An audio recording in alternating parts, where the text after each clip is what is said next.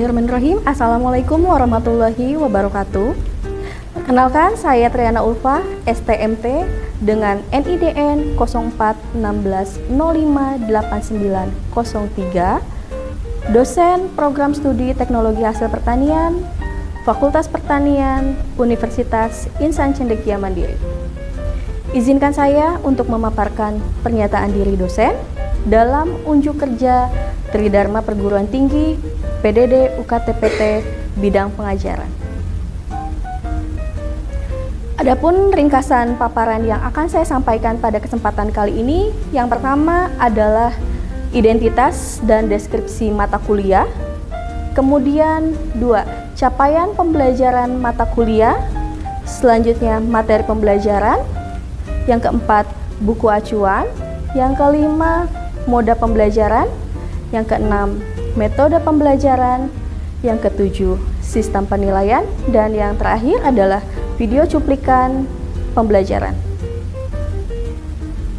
Untuk identitas dan deskripsi mata kuliah, yang pertama, nama mata kuliahnya yang akan saya yang akan saya jelaskan. Yang pertama adalah Gizi dan Pangan.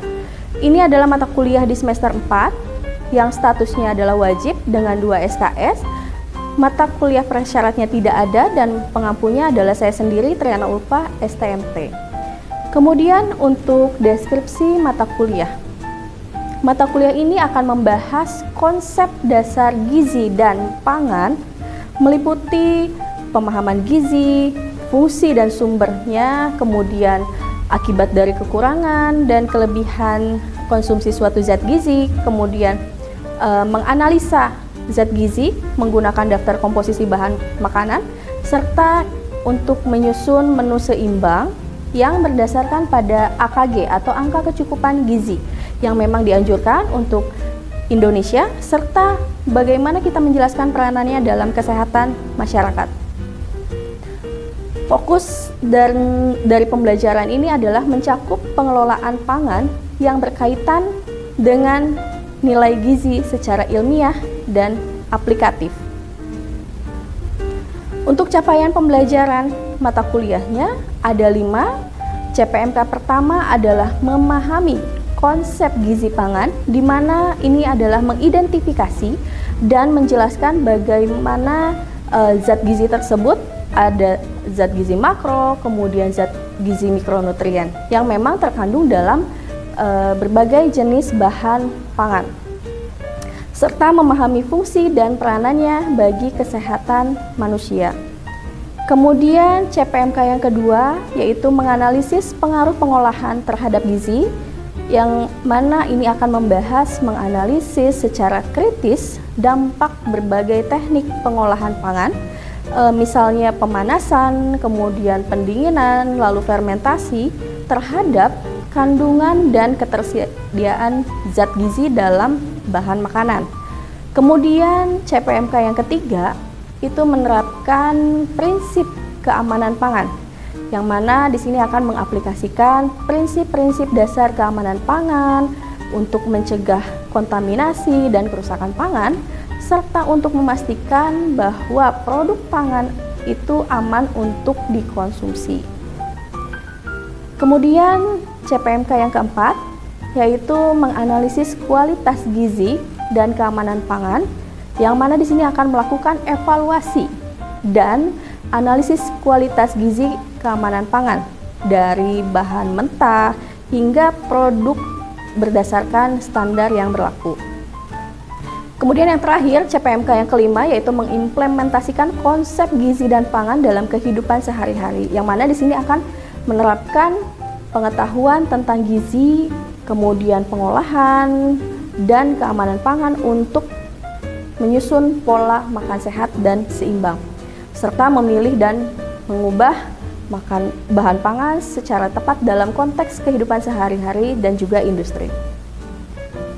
Kemudian materi pembelajaran mata kuliah gizi dan pangan di sini terdiri dari 16 pertemuan, di mana pertemuan yang pertama adalah perkenalan, kemudian kontrak kuliah, lalu pendahuluan dan menjelaskan mengenai konsep gizi. Dan yang kedua, pengelompokan zat gizi. Yang ketiga yaitu membahas mengenai sumber, fungsi, dan peranan zat gizi untuk karbohidrat. Lalu yang keempat atau pertemuan keempat itu sumber, fungsi, dan peranan zat gizi untuk protein. Kemudian yang kelima itu adalah sumber, fungsi, dan peranan zat gizi untuk lemak. Yang keenam, sumber, fungsi, dan peranan gizi untuk vitamin. Dan yang ketujuh adalah sumber, fungsi, dan peranan zat gizi untuk mineral. Dan pertemuan ke-8 itu adalah UTS.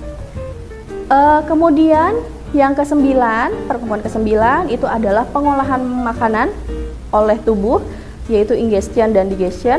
Yang ke-10 mengenai pengolahan makanan oleh tubuh, yaitu penyerapan atau absorption. Yang ke-11 kita akan membahas mengenai pengaruh pengolahan terhadap kadar zat gizi, baik karbohidrat, protein, dan lemak. Kemudian yang ke-12 itu pengaruh pengolahan terhadap kadar zat gizi, baik vitamin dan mineral. Yang ke-13 itu adalah analisis zat gizi di dalam makanan. Dan pertemuan ke-14 masalah gizi di Indonesia itu dibahas.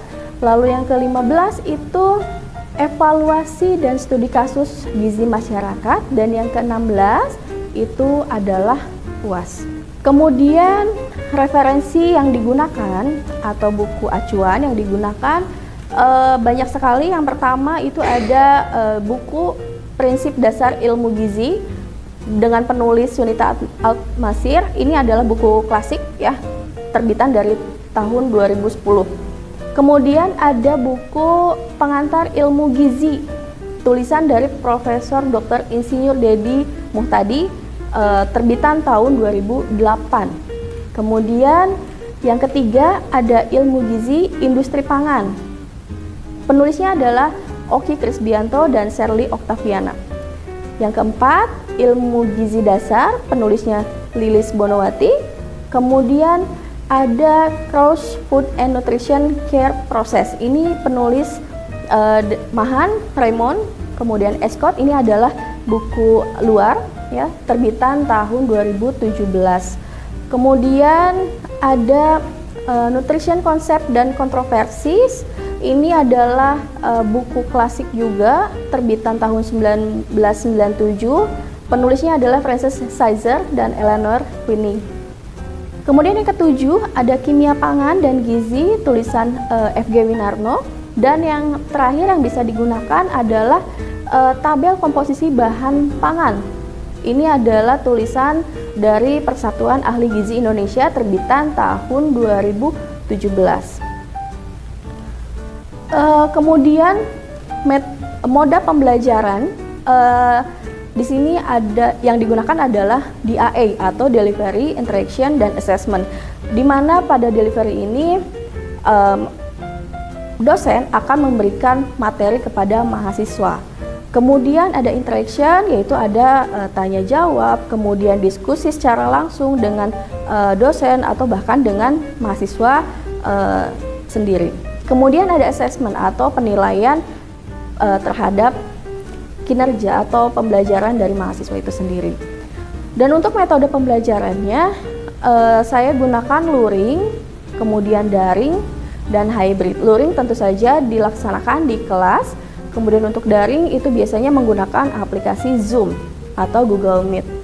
Lalu bisa juga hybrid, yaitu mengkombinasikan antara luring dan daring. Selanjutnya sistem penilaian. Di sini ada 4 komponen utama yang menjadi penilaian untuk mahasiswa. Yang pertama kehadiran. Kehadiran ini dinilai 10%, di mana dengan syarat 75% sudah hadir di kelas. Artinya dari 16 kali pertemuan, mahasiswa itu harus hadir minimal 12 kali pertemuan. Kemudian untuk tugas itu nilainya adalah 20%, dan komponen UTS 30%, dan yang terakhir UAS 40%. Demikian pemaparan PDD UKT-PT yang bisa saya sampaikan pada kesempatan kali ini. Saya Triana Ulfa STMT, mohon undur diri.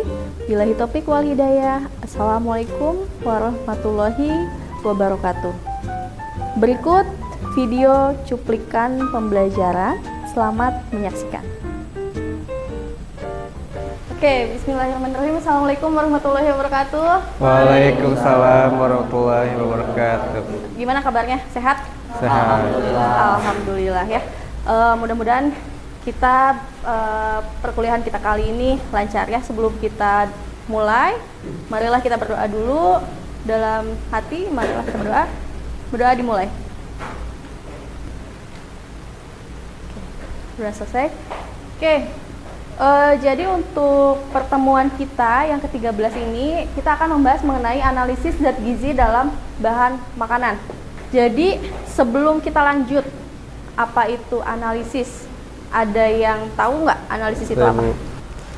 Analisis adalah proses memeriksa dan mempelajari suatu hal secara mendalam untuk memahami komponennya, hubungannya, dan perannya dalam keseluruhan. Oke, benar ya. Jadi analisis itu intinya adalah yang pertama mengenai proses penguraian.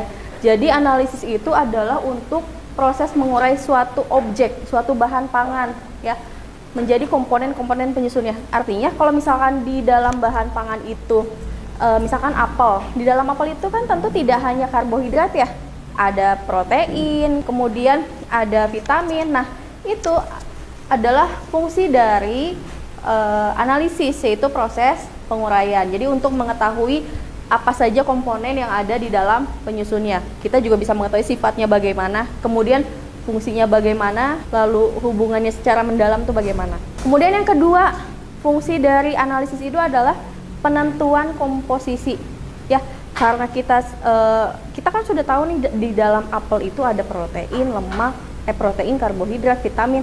Nah, kita akan mengetahui bagaimana kandungan gizi yang ada di dalamnya selain makronutrien tadi, protein, karbohidrat gitu. Yang mikronutriennya apa, vitaminnya berapa gitu ya, mineralnya berapa, nah itu. Nah, selain itu, analisis juga berfungsi untuk pengujian kualitas. Pengujian kualitas itu adalah mencakup bagaimana pengujian kualitas, kemudian keamanan bahan pangannya, termasuk apakah ada kontaminasi di dalamnya. Ya, itu adalah fungsi dari pengujian atau analisis ya. Sampai sini jelas? Oke, kita lanjut. Jadi secara umum analisis itu adalah proses penyelidikan secara sistematis ya dan terstruktur untuk memahami sifat dan hubungan berbagai komponen dalam suatu objek atau sistem yang lebih kompleks. Nah, tapi kalau di dalam kimia itu adalah artinya memisahkan suatu kesatuan menjadi komponen-komponen terkecilnya. Ya, jadi dipisahkan nih, proteinnya segimana, kemudian vitaminnya segimana, ya itu adalah konsep menurut kimia gitu. Termasuk di dalamnya penguraian yang menjadi senyawa penyusunnya untuk menentukan komposisi itu tadi. Nah, kalau di konteks ilmu pangan itu analisis bisa membantu mengidentifikasi, mengukur kadar zat gizi seperti protein, karbohidrat, lemak, vitamin, dan mineral.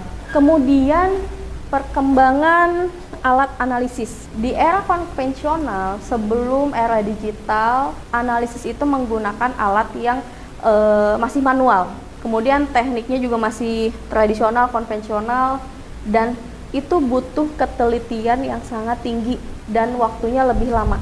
Sebagai contoh, misalkan waktu zaman dahulu untuk menimbang itu kita menggunakan misalkan beban, ada bahan yang akan kita timbang, misalkan kita sebut saja mungkin roti, akan kita timbang roti. Berapa timbang? Kalau dulu mungkin di pasaran ada ya timbangan yang menggunakan beban dimasukkan ke bagian sebelahnya. Nah, itu adalah konvensional, tradisional. Tapi kalau misalkan sudah modern itu menggunakan timbangan digital ya, jadi lebih pasti lagi karena alat itu sudah mengalami yang namanya kalibrasi ya. Jadi selalu dikalibrasi selalu dipastikan bahwa itu sudah terstandarisasi. Nah, di era digital analisis itu beralih ke sistem yang lebih digital dan komputerisasi. Kenapa? Karena ini adanya efek dari kemajuan mikroelektronik. Jadi meningkatkan efisiensi dan akurasi pengukuran. Kalau di industri kan biasanya dulu pengecekan hanya dengan human, ya, manusia. Tapi sekarang ada ditambah lagi dengan alat atau mesin. Jadi pengukurannya lebih tertata gitu ya. Nah, untuk mengecek atau menganalisis suatu bahan kimia yang ada di dalam bahan pangan, itu ada yang namanya AOAC. Ada yang pernah dengar AOAC? Belum? Nah, ini ya, seperti ini untuk AOAC itu sendiri. Jadi dia berbentuk buku prosedur analisis kimia. Ini distandarisasi oleh internasional, gitu ya. Analisis itu ada yang namanya dengan kualitatif dan kuantitatif. Ada yang tahu bedanya?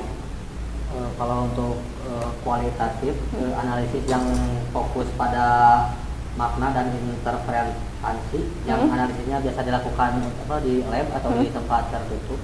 Kemudian kalau untuk kuantitatif, fokusnya itu pada angka dan statistik. Angka dan statistik, oke. Ya. Jadi kalau dilihat dari kata-katanya, kualitatif artinya kualitas. Jadi hanya sebatas kualitasnya saja, ada atau tidak. Kalau kuantitatif berarti itu angka, gitu ya. Kualitatif fokus pada identifikasi unsur atau zat yang terkandung di dalam sampel bahan makanan. Jadi kualitatif ini biasanya adalah menjawab pertanyaan, ada apa di sampel ini? Apa kandungan yang terkandung di dalam produk? Contohnya, uji iodium itu adalah untuk mendeteksi adanya pati di dalam sampel makanan.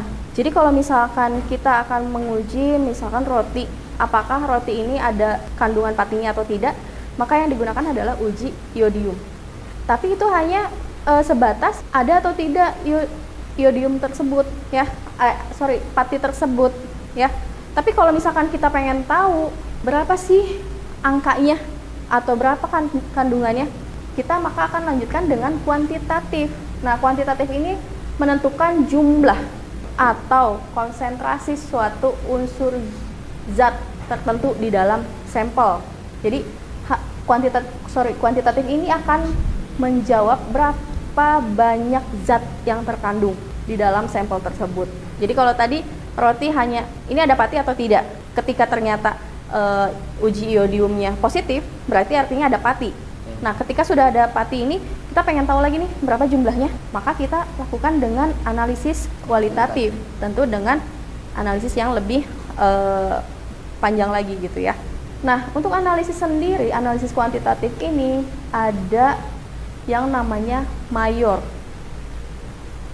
Mayor itu artinya komponen yang ada di dalam bahan itu di atas 1%.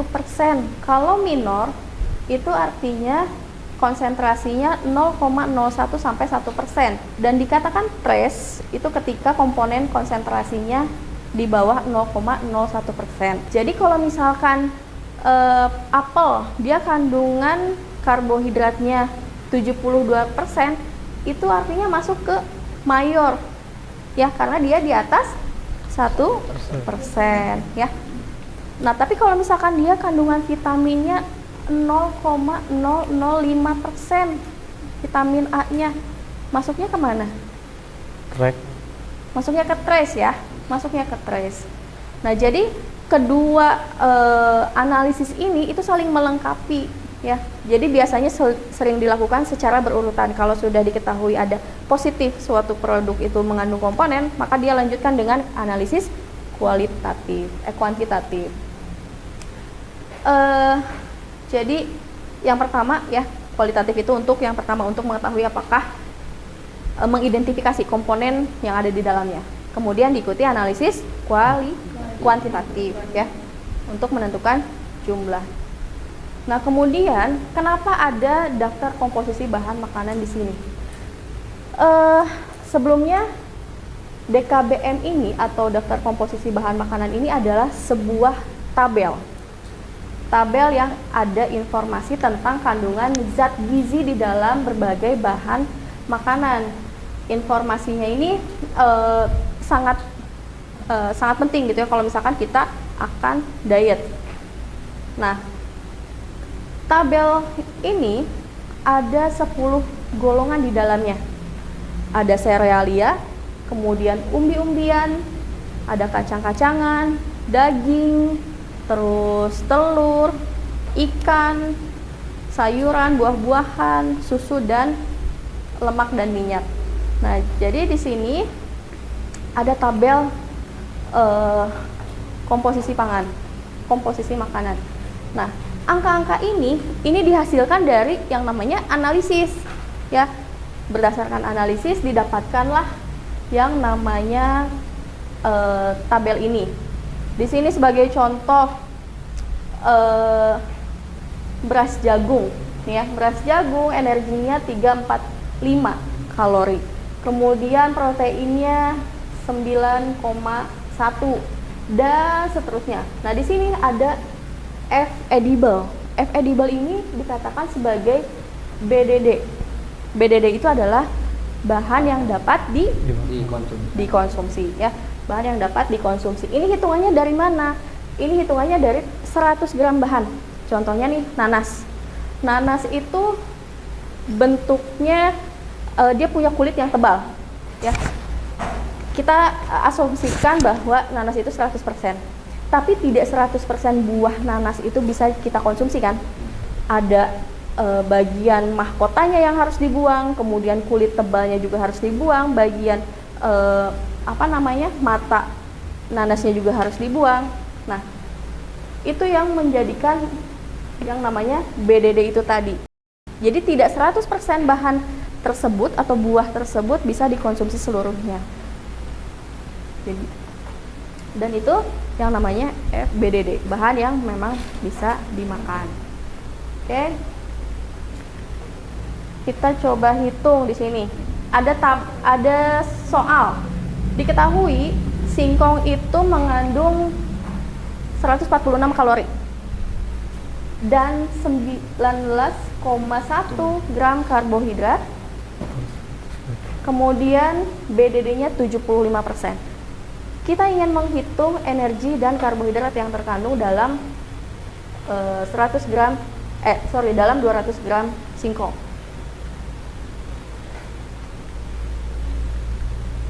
Nah, untuk rumusnya itu sendiri, ini adalah X sama dengan A per BDD dikali C. Ya, X ini adalah angka yang akan kita cari. Misalkan kalau tadi energi, maka di sini adalah energinya berapa, A-nya itu adalah berat. Ini BDD. BDD sudah tertulis di dalam soal, ini C adalah hitungan yang ditanya tadi. Nah, kalau misalkan dalam latihan soal ini adalah energi dalam 200 gram singkong berapa? Maka kita menghitungnya, contohnya di sini adalah 200 gram dibagi 75% dikali 146 kalori. Ada yang mau jawab? Oke, nih.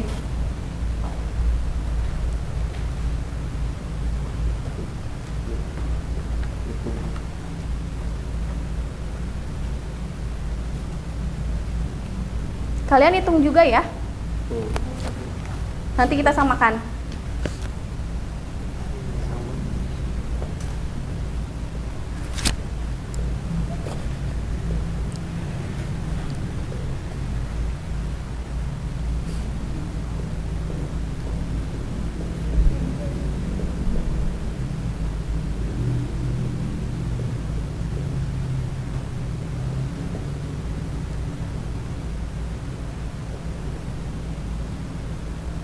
Oke, terima kasih. Oke ya, jadi energinya adalah 389,33 kilokalori. Ada yang sama semuanya? Sama. Kalau yang ini karbohidrat 50,9 gram. Sama juga ya. Oke. Nah, itu tadi perhitungan. Jadi, kenapa kita harus tahu DKBM ini? Ini artinya kita bisa memplanning diet. Ketika misalkan kita ingin menaikkan berat badan atau menurunkan berat badan, kita bisa tahu nih kebutuhan kita tuh berapa per harinya, berapa kalori ya. Jadi kita bisa memastikan kalau yang kita asupan makan kita itu sudah sesuai dengan kebutuhan. Oke, ada pertanyaan? Bu, ya. Bu, ada nggak sih bahan pangan yang harus analisanya khusus, tapi kandungannya unik? Kandungannya unik. Makasih ya.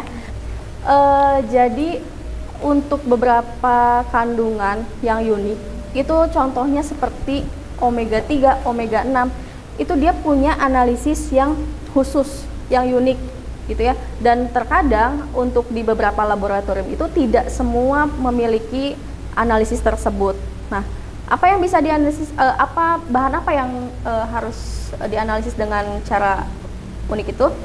Ada salmon. Salmon itu kandungan omega 3, omega 6-nya itu cukup tinggi. Kemudian kacang sancaici itu juga menjadi salah satu sumber lemak dari nabati yang cukup tinggi, bisa menyerupai dengan salmon ya gitu. Ada lagi? Cukup. Oke ya. Jadi kesimpulannya untuk hari ini adalah pentingnya analisis. Jadi analisis zat gizi itu membantu kita memahami komposisi dan nilai gizi pangan secara akurat ya, sehingga kita bisa mengevaluasi kualitas dari bahan pangan itu sendiri. Yang kedua, manfaat DKBM. Ini menjadi alat yang penting ya untuk merencanakan menu, merencanakan diet yang seimbang serta menghitung kebutuhan gizi kita masing-masing. Karena setiap orang ini kan berbeda ya. Wanita, laki-laki itu berbeda kebutuhannya. Kemudian yang ketiga, penerapan praktis. Nah, rumus perhitungan gizi ini bisa diterapkan untuk menghitung atau mengetahui kandungan nutrisi yang sebenarnya gitu ya dalam porsi makanan yang dikonsumsi dengan mempertimbangkan BDD itu tadi. Dan yang keempat, metode analisis. Jadi berbagai metode analisis ini baik konvensional ataupun modern itu bisa digunakan untuk menganalisis kandungan gizi gitu ya. Oke, mungkin dari Ibu untuk materi hari ini cukup sekian. Terima kasih sekali lagi atas waktunya. Mohon maaf juga atas segala kekurangan. Billahi taufiq wal hidayah. Assalamualaikum warahmatullahi wabarakatuh. Waalaikumsalam warahmatullahi wabarakatuh. Oke, satu lagi sebelum ditutup, ini ada tugas individu buat kalian. Judulnya itu untuk menganalisis zat gizi dalam bahan makanan untuk studi kasus ya. Jadi kalian pilih dulu 3 bahan lokal, kemudian dianalisis kira-kira kandungan makronutriennya apa, mikronutriennya apa, lalu disintesis ya informasi yang diperoleh dari analisis kandungan gizinya itu ada apa aja, dievaluasi lagi potensinya, kemudian dibuat laporan tertulis, ada pendahuluan, kemudian ada metode ya, ada hasil, ada pembahasan, kesimpulan dan rekomendasi. Ini dikumpulkan melalui email minggu depan due date-nya ya. Oke, ada lagi pertanyaan? Sudah cukup? Cukup. Oke, kalau sudah cukup, terima kasih sekali lagi ya. Billahi taufiq wal hidayah. Assalamualaikum warahmatullahi wabarakatuh. Waalaikumsalam warahmatullahi wabarakatuh.